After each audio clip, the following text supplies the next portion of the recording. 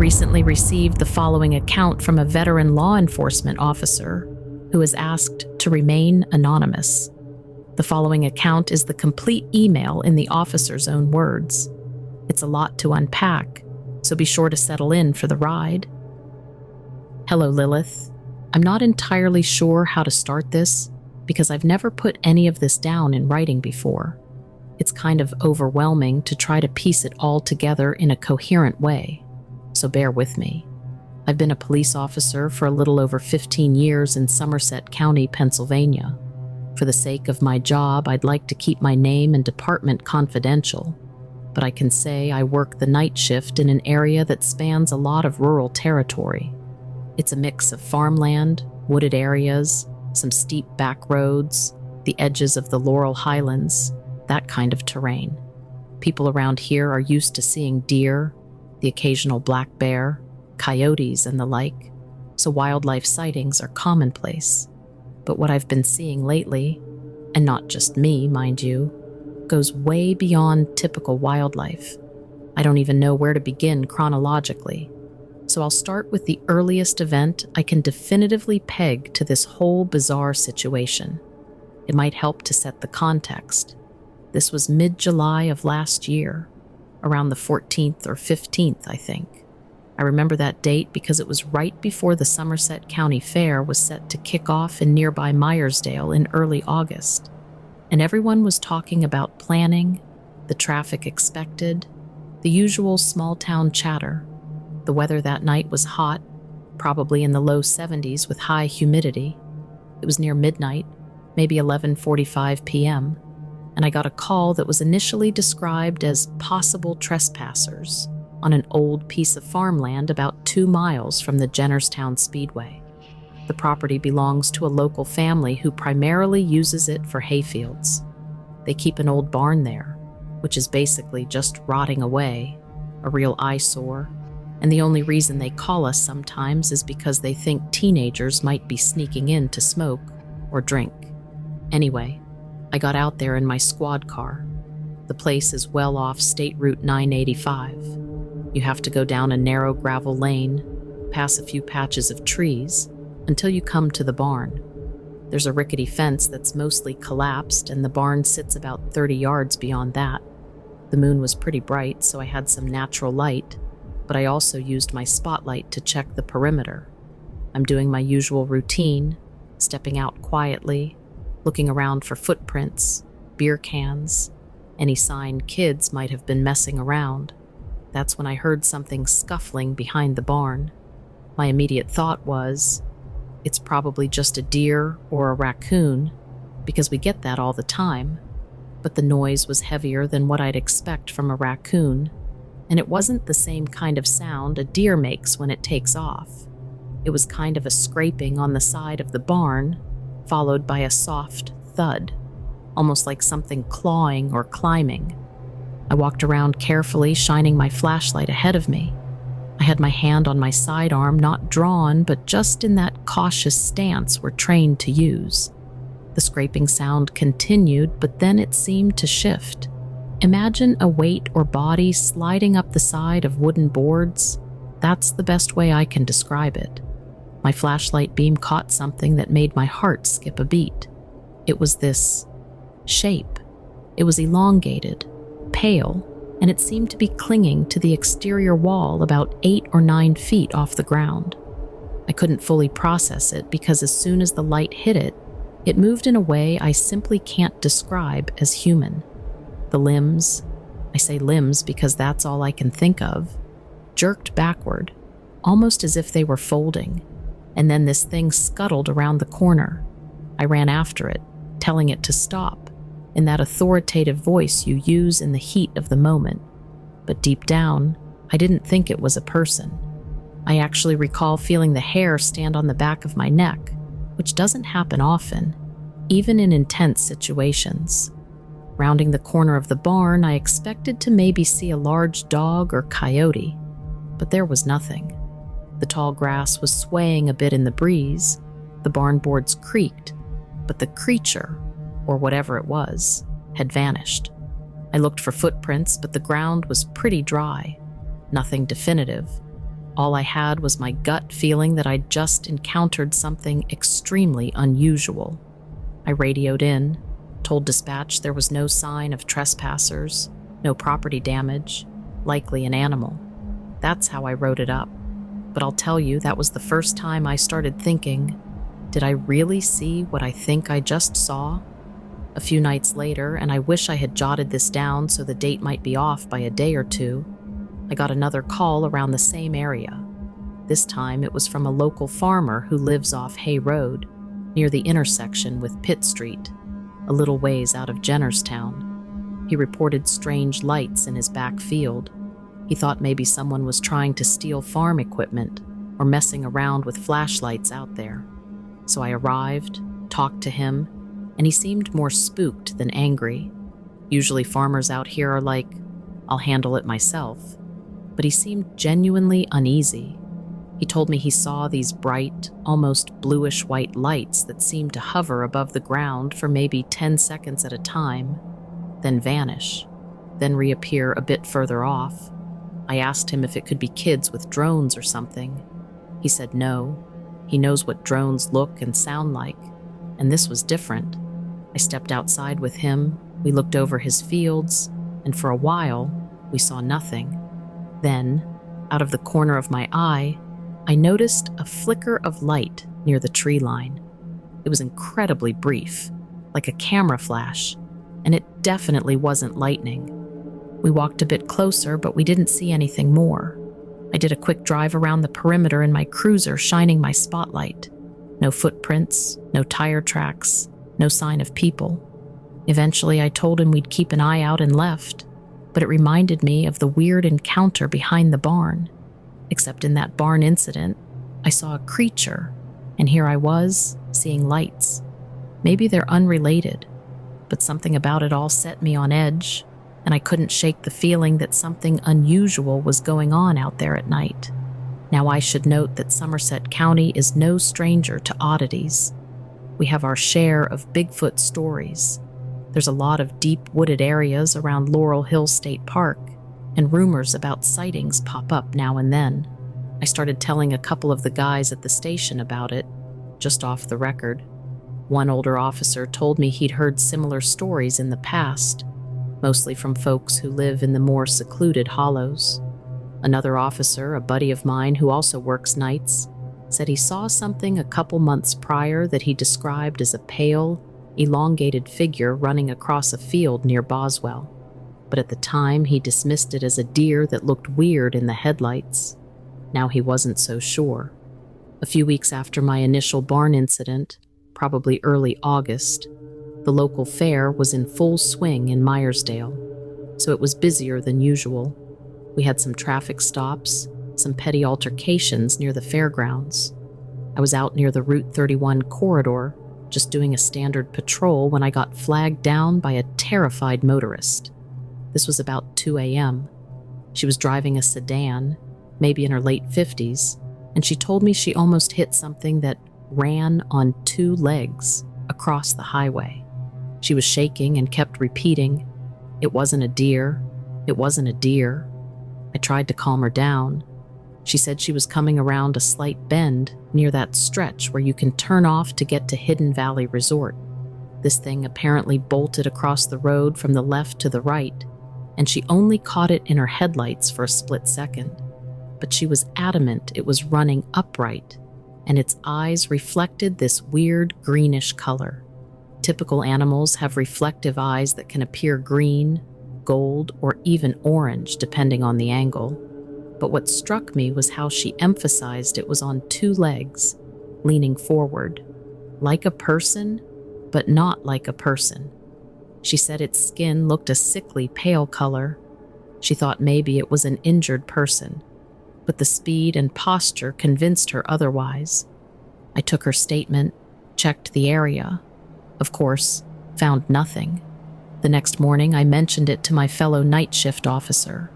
He nodded and said he'd been hearing more chatter from locals about something not human seen by the roadside. This is the point at which I started to realize these sightings weren't isolated. We had me seeing something on a barn, weird lights in farmland, a shape crossing roads. I began to wonder if we were dealing with some kind of cryptid or even rumored crawler humanoid that people talk about online. I personally had never put much stock in such stories, but I also couldn't ignore the pattern that was forming.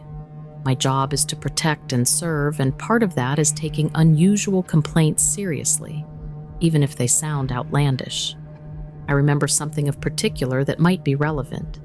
Somerset County is not too far from the Chestnut Ridge area, which is famously known for all sorts of cryptid and paranormal sightings. People say UFOs are seen there, Bigfoot creatures, dogmen, you name it. I never personally encountered any of that before last summer, but as the weeks went on, we started getting more calls, some from folks I would never have pegged as the tinfoil hat type. An older gentleman, a retired miner, swore he saw a giant dog walking on its hind legs near his property. Another neighbor of his claimed to see green lights, similar to the farmer's bluish lights, just outside his window at night. None of these calls alone convinced me, but when you line them all up, you start to see a pattern. Let me jump to a night in late August. It's probably around 2:30 a.m., quiet shift, not much happening except the occasional car on the main routes. I get dispatched to a possible break-in at a small auto garage near Stoystown. I arrive, the front door is locked, no lights inside. The caller was the owner who got an alert from his motion sensor security system. As I'm checking the perimeter, shining my light around the back of the building, I see a silhouette crouched near the dumpsters. Instantly, my training kicked in. I shouted, "Police!" and approached. The figure was hunched in a way that was unnatural, like knees bent but angled out. It was pitch black behind that garage, so I only had my flashlight beam. The figure turned its head toward me, and I caught a reflection in the eyes again. That same greenish glint. Then it bolted, but the way it moved wasn't like any person I've chased before. It covered a distance of maybe 20 yards in a flash, almost galloping on all fours at one point before pulling itself upright and vaulting over a chain-link fence. I was so stunned I barely got out a second shout before it disappeared into the night. But even with K9 assistance, we didn't find footprints. The ground was pretty firm, almost no sign of scuff marks. The weirdest part, the owner's security footage only showed a brief flicker of movement, this strange blur near the dumpsters, then a glitch. The video feed cut out for a second or two, came back, and that was it. No clear image. The next day, I sat there with the other officers rewatching the footage, and we couldn't make heads or tails of it. The camera feed literally flickers right when the figure appears. People have said that certain paranormal or supernatural entities can cause electronics to malfunction. I'd always rolled my eyes at that, but seeing it firsthand was unsettling. Around that time, I started to talk more openly with a few coworkers who had also experienced odd things. One younger officer told me how he responded to a call about chanting in the woods near some old abandoned building that used to serve as a part of the coal mining operation decades ago. He arrived, heard nothing, but got a whiff of this strong sulfuric smell. Another officer mentioned how on a separate night, he saw what he thought was a large black dog that disappeared the moment he turned his headlights onto the spot. That same night, he found strange footprints along the roadside, almost like canine prints, but elongated. He snapped a photo with his phone, but the image is grainy and inconclusive at best. I started going through old logs, searching for patterns. We have a system that logs calls for service, but it doesn't always detail everything in the way you'd want for an investigation like this. Still, I noticed a small uptick in suspicious activity calls between the hours of 11 p.m. and 3 a.m. in rural areas. People would call about weird noises, shadows moving across their property, or eye shine near the tree line. In many cases, the responding officer wrote it off as animals or simply nothing found, but reading them in sequence painted a different picture.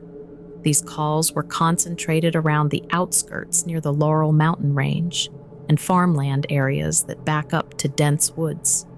Sometimes I worry I'm seeing a pattern where there is none, like confirmation bias. But let me tell you about a more recent incident that really sealed the deal for me. This was in early September, so about 2 months after my first barn sighting. A local volunteer firefighter who I've known for years, a stand-up guy who doesn't spook easily, called me directly. He said frantically, "I need you to come by my property as soon as you can. I saw something out here last night that doesn't make any sense." So I drove over after my shift, still in uniform, to chat with him and see what was up. He told me that around 3 a.m., he heard his dogs going absolutely nuts. He looked out his back window and saw something crouching by his chicken coop. He went outside, shining a big flashlight, and saw a tall, gaunt figure covered in a grayish-white, almost translucent skin. He's a big guy, ex-military, so he didn't scare easily, but the sight of this thing apparently froze him in place. He said its eyes reflected light in a vivid greenish hue, and it turned to look at him with what he described as a twisted expression. He was too frightened to move, and it hopped over his fence in 2 swift motions, then sped off on 2 legs, though sometimes he thought it used its arms for balance, into a nearby thicket of trees. He found scratch marks on the side of his coop that weren't there before.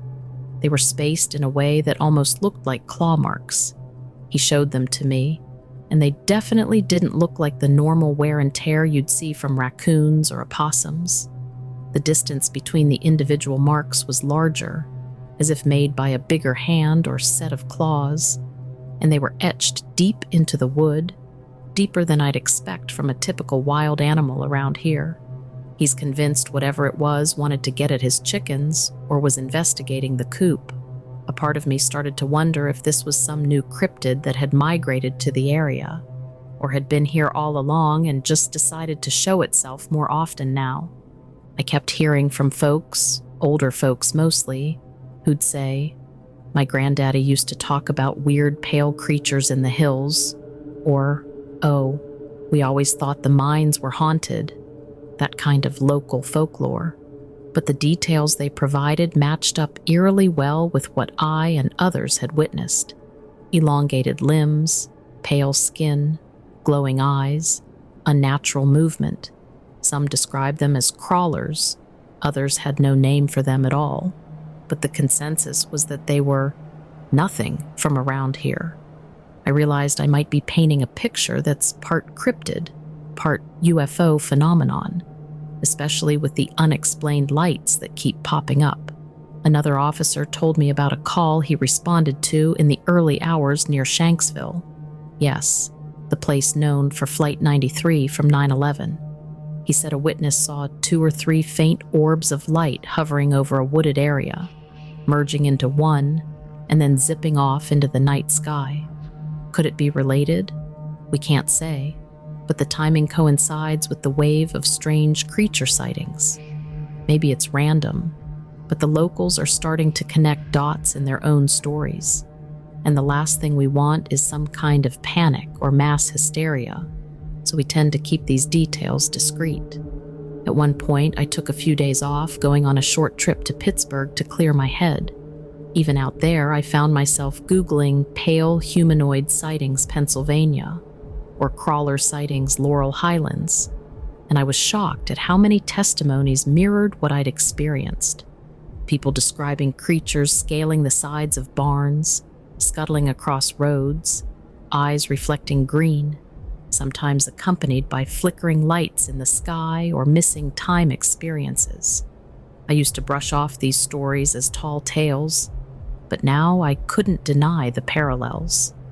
I got back to work and the calls kept coming, albeit sporadically. Not every night was filled with terror. Some nights were quiet and felt almost normal, but every so often we'd get a call about a prowler. 9 times out of 10, it was just a nosy neighbor or a raccoon. But that 10th time, you'd hear the trembling voice on the other end, describing a figure in their backyard that jumped over a fence or ran into the woods with impossible speed. We'd respond, find no trace, and chalk it up to something explainable. But deep down, I knew better by now. One night, I recall it was a Sunday leading into Monday morning. I was parked on a back road near a patch of farmland. A full moon was out, so visibility was decent. The road was quiet, hardly any traffic. I was finishing up some paperwork on my in-car computer when I caught movement in my peripheral vision. I looked up, and near a small group of trees, maybe 40 yards away, I saw this tall, lanky figure step briefly into the moonlight. It was there for a blink, then stepped back into darkness. The adrenaline surge I felt was incredible. I turned my cruiser spotlight on, aimed it at the spot, but there was nothing. The grass and leaves were perfectly still.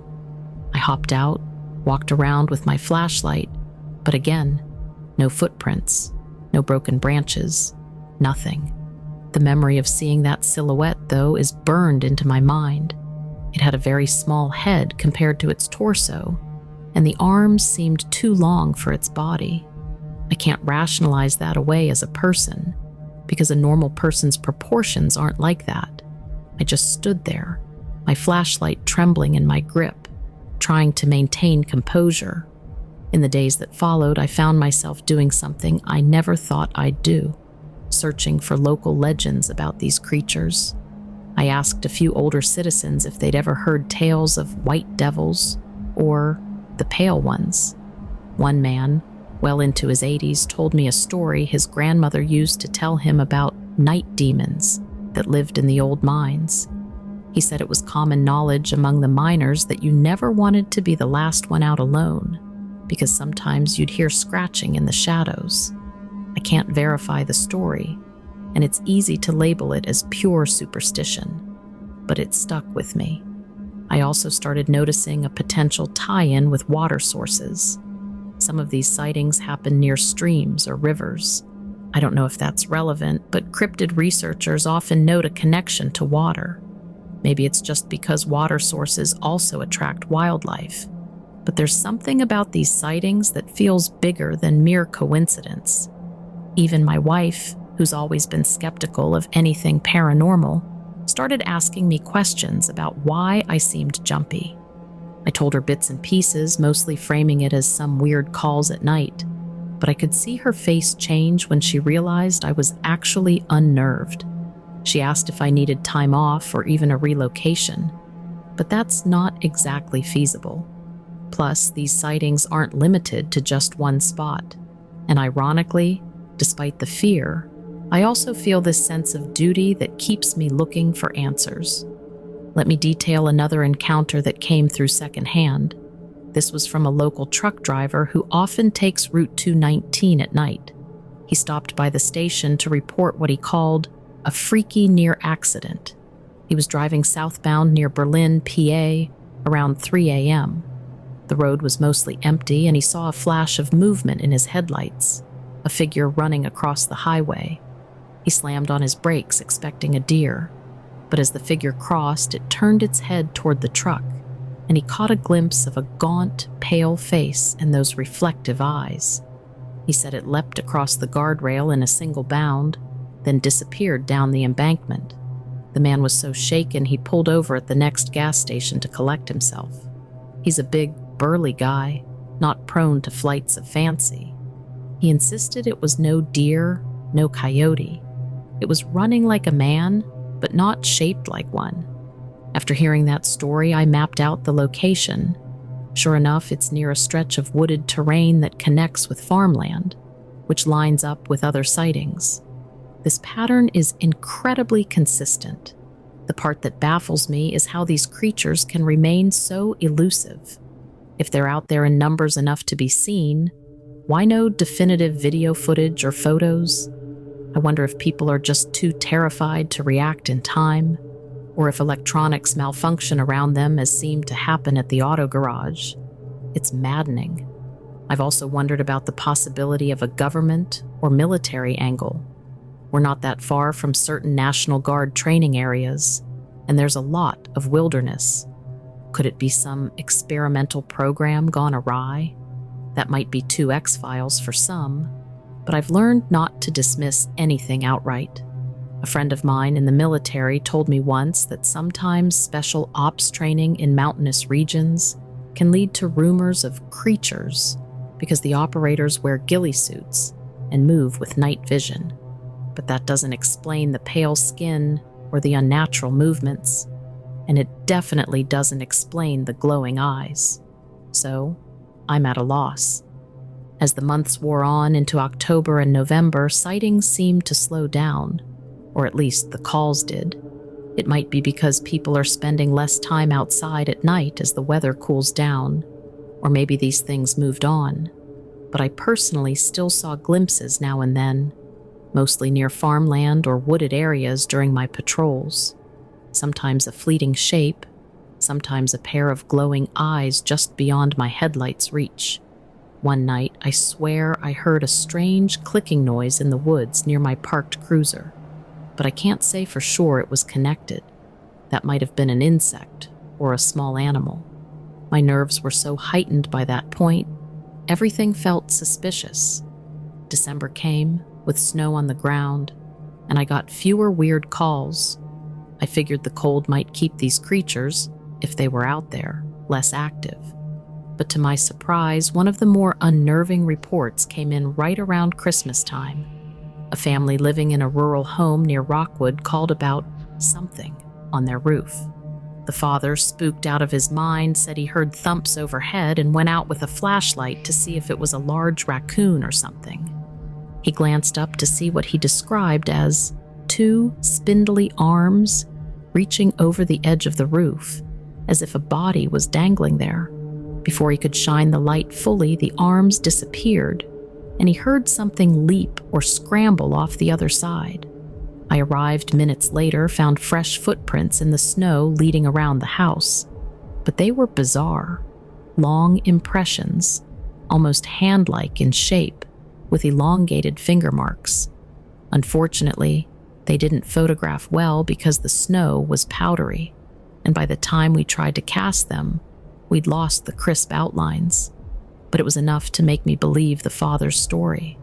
Whatever it was definitely not a normal animal. Raccoons don't leave prints like that, and people's hands aren't that large or that elongated. The father insisted I check the roof, so I climbed up with a ladder, carefully scanning for any sign of damage or hair or anything. All I found were 2 shallow scratch marks in the shingles, spaced about a foot apart. It could have been from a tree branch scraping in the wind, but no branches overhung that part of the roof.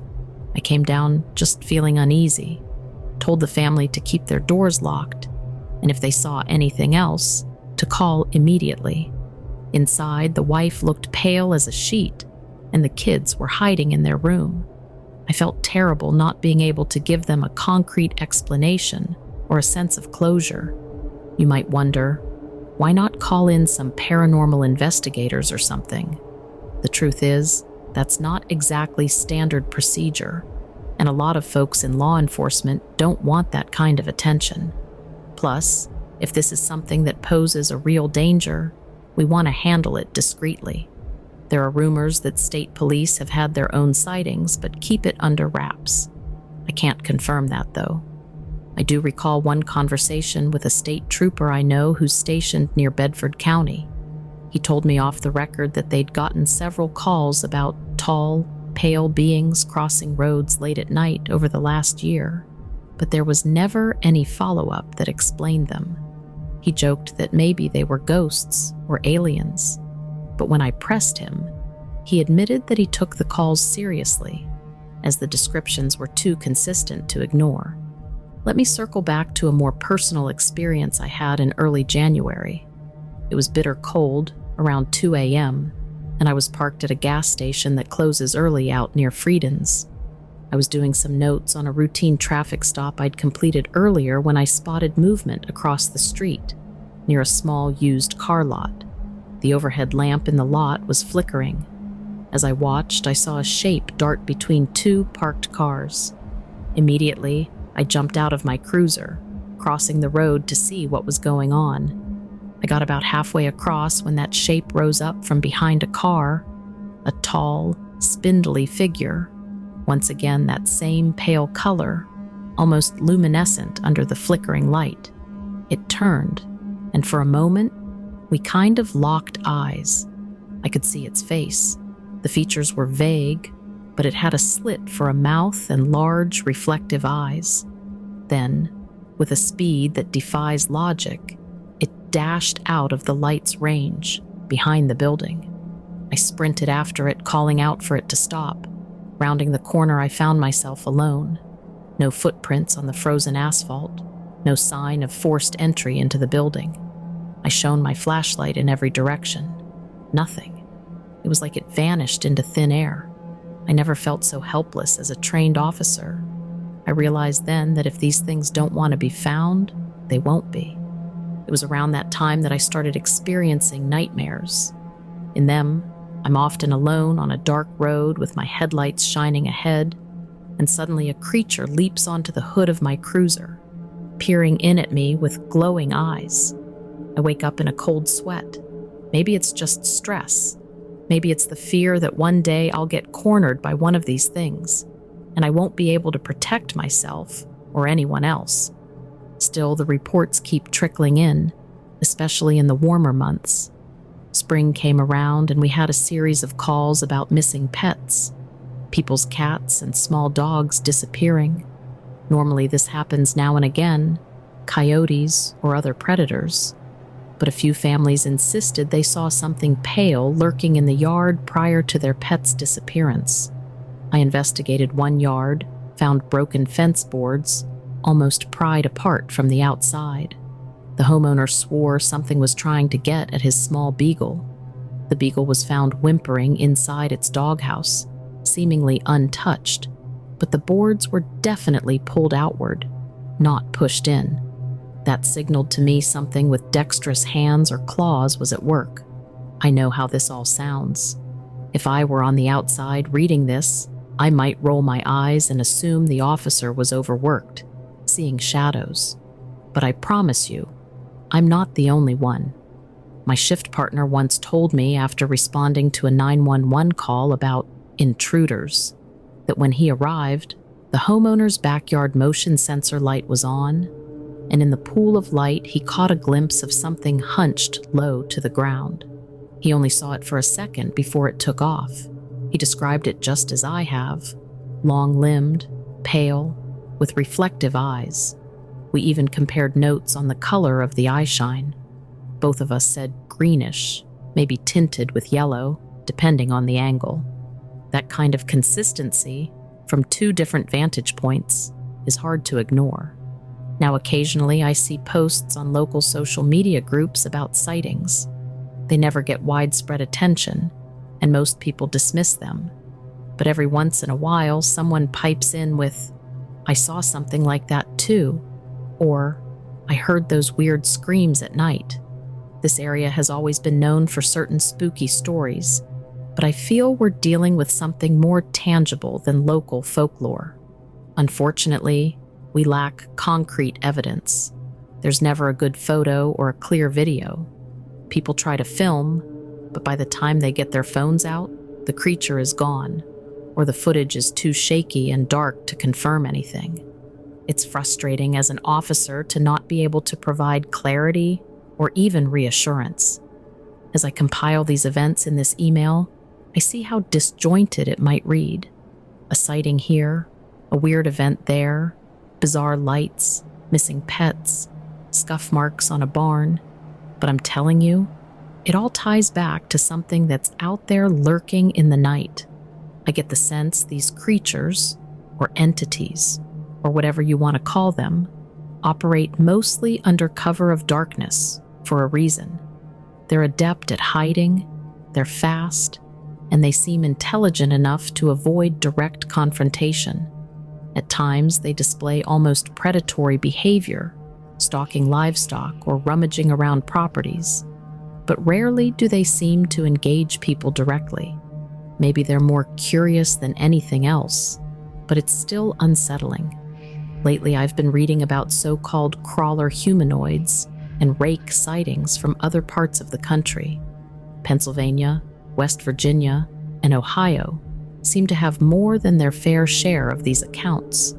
People describe the same features: pale skin, elongated limbs, unnatural gait, glowing eyes. Some say it's a cryptid that's always been here, maybe living in old mine shafts or caves. Others think it's extraterrestrial, tied to UFO sightings. Then there are those who believe it's demonic. I don't claim to know. What I do know is that multiple reliable witnesses, people I trust with my life, have seen the same thing, or variations of the same phenomenon. I've debated if I should go public with all this, but as a police officer, my credibility could be on the line. People might laugh it off or brand me as a crackpot, yet I can't in good conscience ignore the reality of what's happening. Folks around here deserve to know they're not losing their minds if they see something they can't explain. That's partly why I'm sending you this account. I've seen similar stories on your site, and I figure if anyone's going to at least listen and not dismiss me outright, it's the folks who follow these kinds of reports. I'm not looking for fame or attention. I just want to lay out the facts as I've experienced them. If someone else in the Laurel Highlands or nearby areas has seen these creatures, I hope they come forward. Maybe someday we'll piece together enough evidence to figure out what we're dealing with.